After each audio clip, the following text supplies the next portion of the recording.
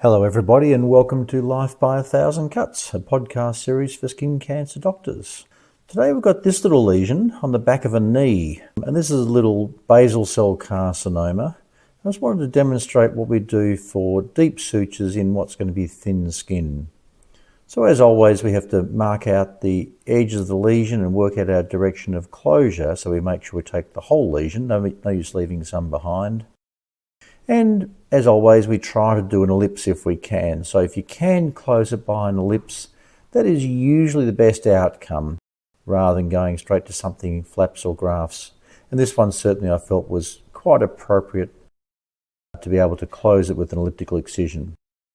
We've cut around our edges to make sure the lateral margins are clear. We dissect away the base, and you can see here it's pretty thin skin as you'd expect. So what we've got left now is quite a thin layer of dermis left behind the knee there. And that can be difficult to get deep sutures into this area. So this is part of the demonstration of some options to make that easier for you. What I'm doing here is, as in any deep suture, we start down deep and we finish superficial, and on the other side we start superficially and finish deep. But rather than doing the whole thing vertically, I'm running the needle about 45 degrees so that on the surface it's further from the tip compared to down deep where the knot's going to be.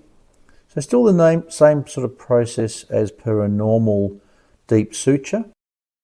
And we do our same loops and 2 throws for the first part, and this sort of wiggle to gently pull the edges together. We don't want to squash the tissue. There's a single throw and a single throw.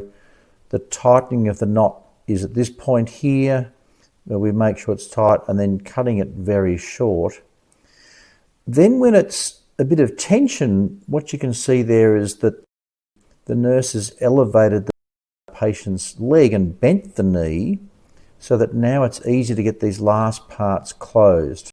So if we had the leg completely straight, there's a lot of tension when trying to pull it all together. Just by simply bending the knee up and taking that initial tension off the skin here, it makes this closure a lot easier. The same applies when you're doing things on the calf and even on the shin. Just having the knee slightly bent makes it a lot easier to get the skin to move side to side and get the final closure. But all of these sutures, the real issue is it's a very thin dermis, and by running the needle at 45 degrees rather than running it purely vertically, we're able to get enough dermis to grab the edges and pull them together with just dermal sutures only and get a complete closure with just dermal sutures behind the knee here. So thin skin, probably not going to work when there's sort of effectively no dermis like you see on the back of some hands in elderly patients. But here we're able to get the whole thing closed with dermal sutures on thin skin by inserting the needle at 45 degrees when you're tying your knots. So at the end, we'll be able to see here we've got a nice closure. As we test it, there's no particular gaps. We'll use some steri-strips to finalise it.